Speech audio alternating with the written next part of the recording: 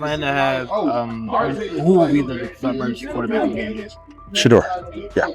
Is Dylan Gabriel going to be like second quarter? He's out there because Flacco just needs a minute in the blue tent.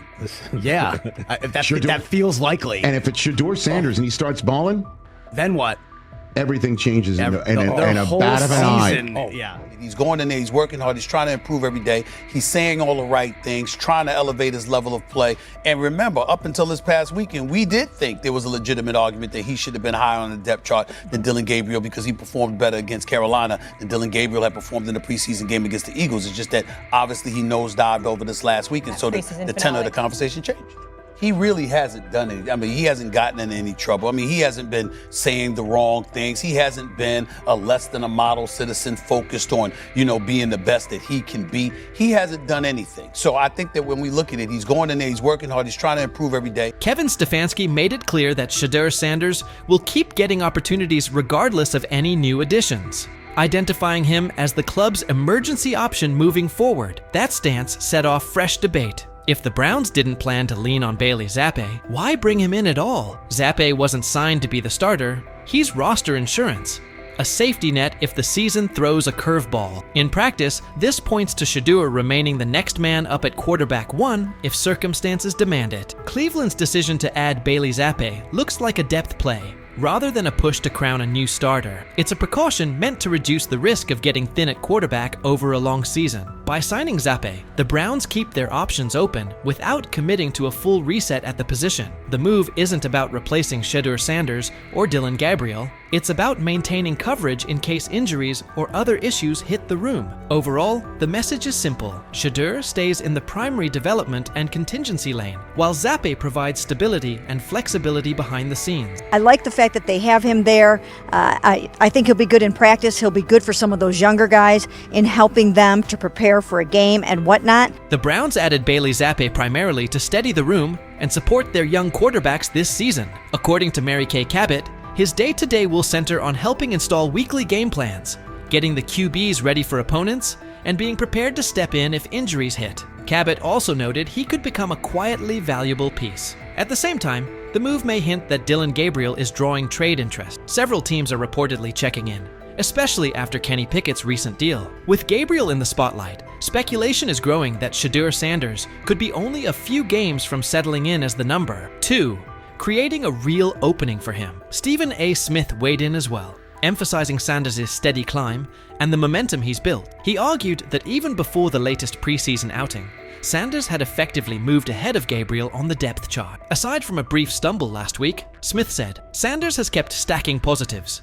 communicating cleanly with teammates, and staying locked on development. In his view, the Browns recognize Sanders' upside and are banking on continued growth as he evolves into a more impactful presence in the near future. He really hasn't done it. I mean, he hasn't gotten in any trouble. I mean, he hasn't been saying the wrong things. He hasn't been a less than a model citizen focused on, being the best that he can be. He hasn't done anything. So I think that when we look at it, he's going in there, he's working hard, he's trying to improve every day. Stephen A. Smith underscored Shedeur Sanders' steady rise, emphasizing the real momentum behind his development. He said that even before the most recent preseason game, it was apparent Sanders had edged ahead of Dylan Gabriel on the depth chart. Smith added that, aside from a brief setback last week, Sanders has remained unbeaten, strengthened his communication with teammates, and is fully locked in on refining his craft. In Smith's view, the Browns clearly recognize Sanders' immense upside and are counting on him to keep growing into a more impactful, commanding presence as time goes on, a trajectory that reflects both his poise and the staff's increasing trust. Going in there, he's working hard, he's trying to improve every day. He's saying all the right things, trying to elevate his level of play. And remember, up until this past weekend, we did think there was a legitimate argument that he should have been higher on the depth chart than Dylan Gabriel because he performed better against Carolina than Dylan Gabriel had performed in the preseason game against the Eagles. It's just that obviously he nosedived over this last week, and so the tenor of the conversation changed. Stephen A. Smith's take lines up with head coach Kevin Stefanski's shifting approach to Shedeur Sanders. Lately, Stefanski has doubled down on developing Sanders and brushed off outside criticism. That's a notable change from earlier, when he downplayed concerns and offered sharper critiques. After the Kenny Pickett trade, the tone flipped. Sanders moved back into the spotlight with a real chance to prove himself. The timing matters, signaling the staff is ready to give him a genuine runway to show his upside. I'm committed to his development. just like all of our rookies. So we'll continue to focus on getting our guys better. And that's what we'll stay committed to, and that's what's important to me. Several analysts have weighed in on Shedeur Sanders' push for the QB2 job, and many point to Dillon Gabriel's size as a potential long-term hurdle to holding that role. Mike Tannenbaum praised Gabriel's calm, efficient preseason and acknowledged his skill, but he also flagged height as a meaningful disadvantage at the NFL level, one that could make a trade scenario more realistic. Talent and mechanics matter, he noted, yet measurable limitations can be hard to mask over a full season, which might jeopardize Gabriel's grip on the backup spot and prompt teams to explore moves. Nick Wright echoed a similar theme. He credited Gabriel's ability and upside, but didn't sidestep the obvious constraint: size. Wright argued that while Gabriel can sharpen decision-making and accuracy, he can't change his frame, and that physical profile may complicate his path to becoming a steady NFL starter. By contrast, when stacked against Shedeur Sanders, who brings broader physical tools and a higher developmental ceiling, the gap becomes clearer. That comparison highlights the specific challenges Gabriel must overcome, and why momentum may be tilting toward Sanders for the QB2 role. Gabriel, who, through no fault of his own, commits one of my cardinal sins of quarterbacking, which is he's tiny. And so, he's tiny. Mike Florio, senior NFL analyst, weighed in on the Browns' internal debate and suggested the team is seriously considering moving Dillon Gabriel. He cautioned that dealing Gabriel could thin out the quarterback competition, but he also framed it as a strong opening for Shedeur Sanders to step forward. With added reps and visibility, Sanders could make a real impression and lock himself in as a valuable QB2 option for a team that needs stability behind its starter. Florio also noted that after Kenny Pickett's departure, Cleveland may be even more inclined to explore a Gabriel trade. By contrast, Sanders is essentially off-limits in his view because of his massive fan base and the public blowback a trade would trigger. With the conversation getting louder, Florio believes moving Sanders would do more harm than good for the organization's relationship with its supporters. That's why Gabriel stands out as the more likely trade candidate as the Browns try to manage depth, keep momentum, and stay aligned with their fan. This is one of the natural and foreseeable byproducts of drafting him. He comes to town with a built-in fan base. The mouth breathers, as you call them, are in tow. Not that I called them that, but you called them that. Yeah, They're there. Rich Eisen weighed in on Cleveland's situation, saying that if Dillon Gabriel is moved and Shedeur Sanders slides into the QB2 role, it's likely only a matter of time before he's starting later in the year. Eisen argued that the promotion would give Sanders the runway to cement himself, and he's confident Sanders is on track to become QB1 at some point this season. The momentum is clearly tilting towards Sanders, positioning him to take over when the opportunity presents itself. Big picture, Kevin Stefanski's message that Shedeur Sanders is the next man up if anything happens to Joe Flacco is just one part of a broader shift. Factor in Sanders' steady growth, the coaching staff's evolving view, and the ongoing chatter about Gabriel's future, and it's clear Sanders isn't being framed as a mere emergency option. He's a real contender for QB1. If Gabriel is dealt, that could be the final push that quiets the doubts and locks in Sanders as the Browns' future at the position, signaling a fresh chapter for the team. What's your read on Cleveland leaning towards Shedeur Sanders as a potential QB1? Would a Dillon Gabriel trade seal it? Or do you see a path where Gabriel still takes on a bigger role? How do you expect the battle among Sanders, Gabriel, and Joe Flacco to unfold? And what does it mean for the Browns going forward? Share your take. I'm curious where you land. Was out there, I talked to Denzel Ward. Yeah. I talked to some, but I can't say the name. But anyway, I done talked to some people. He looked different. There's a difference when that young bull is out there spinning that ball. You hear me? Mm-hmm. Difference. I'm talking about football. I ain't talking about no media and all that hoopla and all them. On Twitter they putting up the numbers. Some he was 10 for 12 for 2 touchdowns. I'm talking about when he's at the helm, he looks different. Whether he's going with the first team, second team, or third team, it don't matter. From being buried on the depth chart as a fourth stringer to suddenly becoming a standout on the second team, Shedeur Sanders just pulled off the most impressive quarterback comeback since Tom Brady made the world believe he wasn't finished at 40. What is it going to take for you to just buy in to Shedeur Sanders when players all around him are telling you how different he looks, how good he looked, how he just has that aura to him? Because it seems like all the players that are around Shedeur Sanders have nothing but great things to say about him and love him. Because again, He clearly just looks different than the rest of the competition that we've seen. And like I said, the last time I've seen guys go for or, you know, say things about a certain player like that, it was Baker Mayfield. So could 12 be that guy? How long until we see 12? Because I feel like it's just a matter of...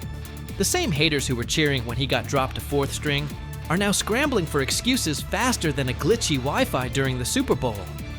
Get ready, because this isn't just a step up on the depth chart.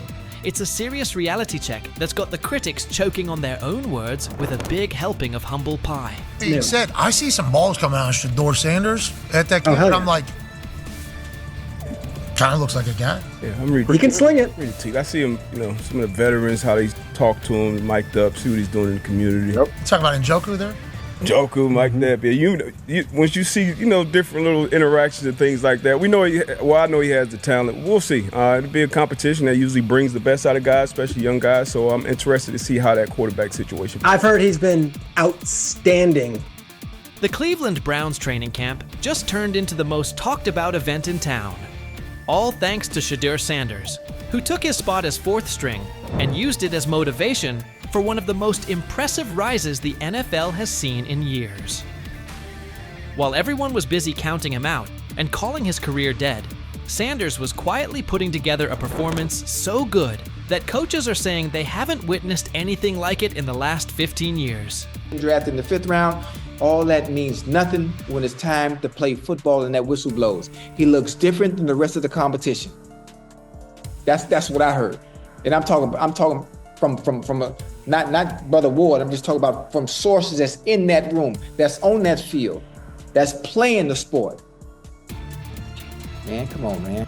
Yep, coaches with decades of experience are honestly scratching their heads, trying to figure out how someone goes from being a practice squad afterthought to seriously competing for a starting spot in just a few weeks. Thing is, they never planned on taking him. The problem is, like Ocho Cinco said, you got somebody that has endeared himself to the locker room. And guess what? The difference between him and Tim Tebow, the biggest one, is he can play. He can throw the ball. Tim Tebow running around being an H-back, he can throw the ball. And he's done everything he needs to do. He ain't saying nothing. He ain't rocking the boat. He ain't mad about the reps. He ain't mad about none of that. All the people out there want to see is this, like Tyver said earlier.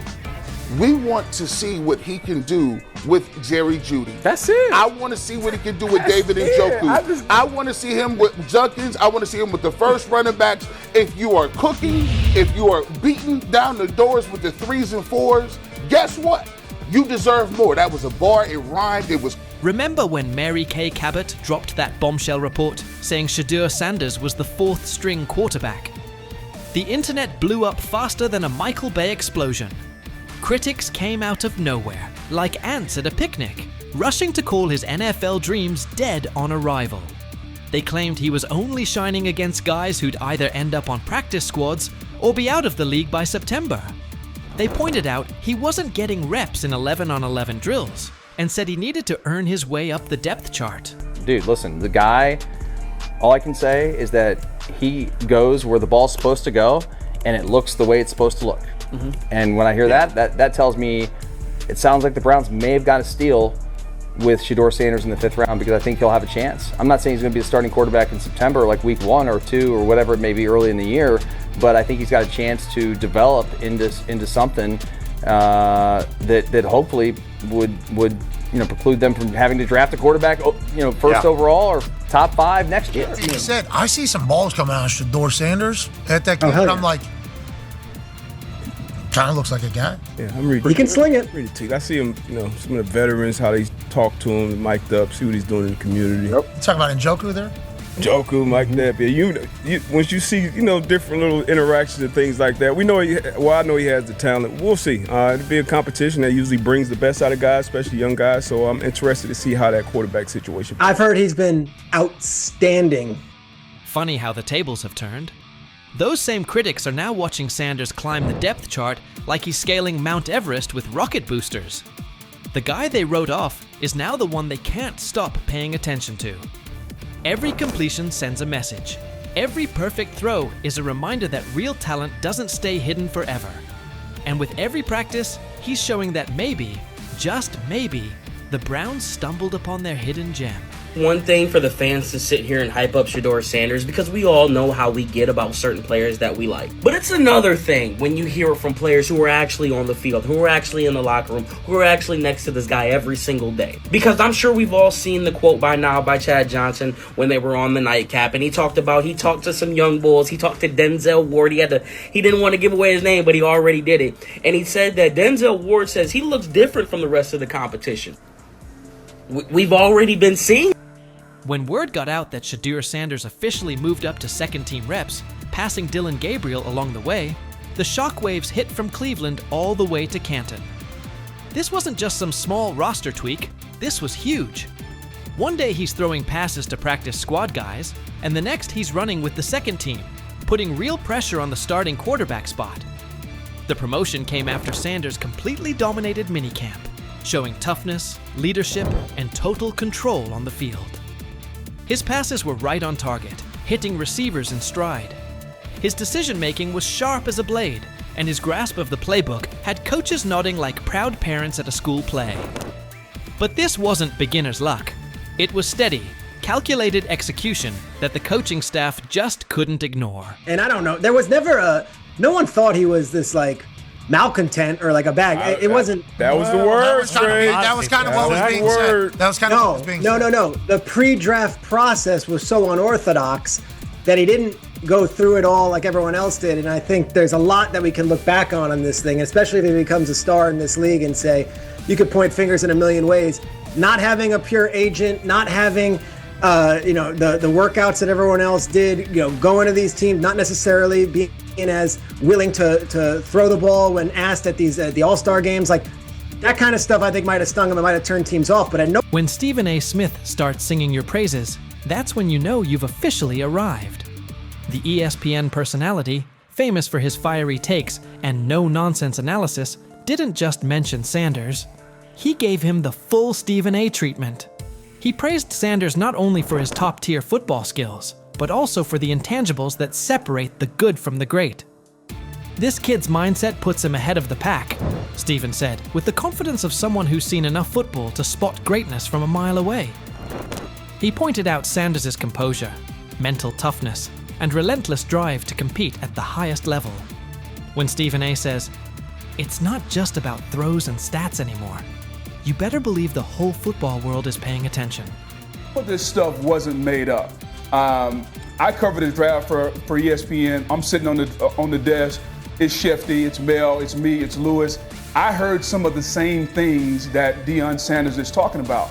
And S.A. and Cantor, you know this, we all have relationships. We all have people who tell us information, they help us prepare to do our job.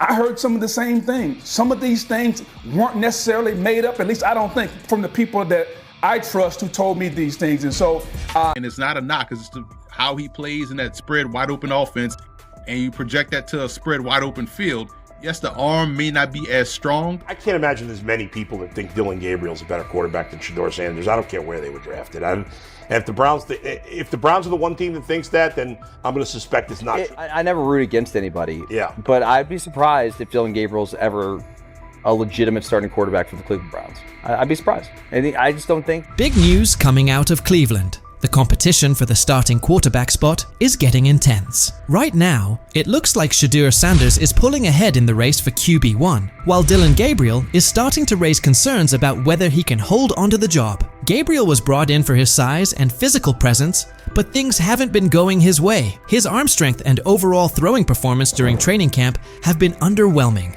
In contrast, Sanders has been consistently outperforming him on the field. At this point, Shedeur Sanders seems to be on track to take over as Cleveland's starting quarterback. This shift could have big implications for the team moving forward. Initially, Gabriel was drafted before Sanders and was widely seen as the likely pick for the top quarterback spot. But there's been one major issue that keeps coming up: his height. At just 5'11", Gabriel's size has become a real concern, especially in a league where physical stature can make a big difference. Throughout training camp, Gabriel has had a tough time making long throws with the kind of ease people expected from him. In a position that demands both power and precision, that's a tough weakness to overcome. Meanwhile, Sanders has continued to turn heads with his ability to deliver accurate deep passes, using his long limbs and natural throwing ability to his advantage. It's become clear that Sanders has taken control of the QB battle during camp, while Gabriel has struggled, particularly when facing pressure or a crowded pocket. That's now led to a lot of talk from analysts, who are wondering if Gabriel's lack of arm strength and ability to perform under pressure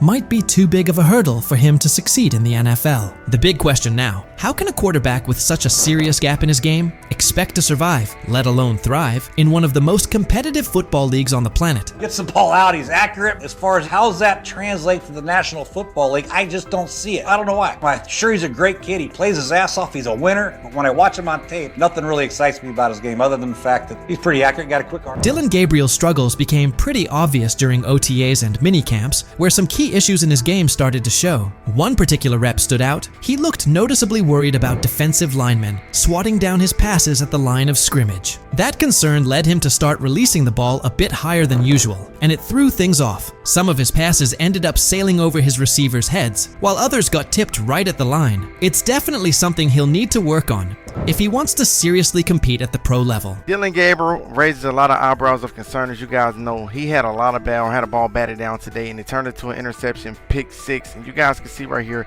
this was a cause of concern coming into the draft when it pertained to Dillon Gabriel, is how, his smaller frame. You guys seen him with the Johnny Manziels. Just kind of those guys, the smaller frames, getting balls batted down the line, ultimately turns into interceptions. That being said, both Dillon Gabriel and Shedeur Sanders have things they need to work on. Neither of them is flawless, and the quarterback competition is still very much alive. Sanders has shown more consistency throughout camp, but nothing is set in stone just yet. Both quarterbacks are still in the running, and the battle is only getting more intense. While Gabriel was having his share of mistakes, Sanders was out there dropping dimes during practice. His throws were on point, showing off some serious precision and smart decision-making. One play in particular stood out. He connected with his tight end on a corner route near the back pylon. It was a tight window, with a linebacker trailing, and the receiver pressed at the line. But Sanders placed the ball perfectly. It was a textbook read. As soon as the safety bit on the short route, Sanders quickly recognized the one-on-one coverage and took the deep shot without hesitation. That kind of situational awareness, paired with his accuracy, is what's giving him the edge right now. There's even been some chatter that Cleveland may have picked up Dillon Gabriel just to block another team from grabbing Sanders. According to reports, owner Jimmy Haslam was very interested in bringing Shedeur on board, but not everyone on the coaching staff was sold at the time. Regardless of those early disagreements, Sanders is proving himself where it matters, on the field, showing that he's ready to compete at the highest level. There's a lot of speculation. He wanted Shedeur Sanders. The staff drafted Dillon Gabriel, Oregon, 2 rounds earlier. And they were doing that not because they necessarily loved Dillon Gabriel, they liked him, but they thought it would stop their impulsive owner from forcing them to draft in round 4 Shedeur Sanders. One thing that's really helped Shedeur Sanders stand out is how well he communicates on the field and takes charge of his teammates. His leadership and calm under pressure have pushed aside any lingering doubts about his potential, and he's steadily climbing to the top of the QB competition. The progress he's made in such a short span is making the coaching staff take a second look at their original plans. At this point, it's becoming clear that Sanders is making a serious case to be the future face of the Cleveland Browns. But it's not just the coaches he's winning over. Fans are fully backing him too. Across all age groups, people are showing strong support for Sanders, with many calling for him to be named the starting quarterback. His exciting playstyle, paired with his natural leadership and magnetic personality, has really struck a chord with the fan base. There's a noticeable buzz building around the idea of him leading the team, and fans are clearly invested in his journey. The hype isn't just about what he could become. It's about the energy and spark he's already bringing to the team. Fans want someone who can lead, inspire, and get results. And right now, Sanders looks like that guy. Even veteran quarterback Joe Flacco had high praise for him, saying Sanders puts a smile on his face, not just because of how he plays, but because of the positive vibe he brings to the locker room. It's obvious that Sanders is leaving a strong impression on everyone, from coaches and analysts to his teammates. I don't know if it has an impact on much, but Shedeur's been great. I mean, he's a lot of fun to be around in those meeting rooms, and I think so far there's been, at least once in the meeting room that he's made me crack a smile, and that's what it's all about.